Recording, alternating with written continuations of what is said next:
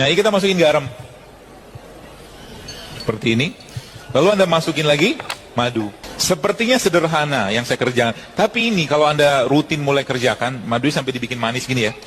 Keluhan-keluhan seperti apa ya?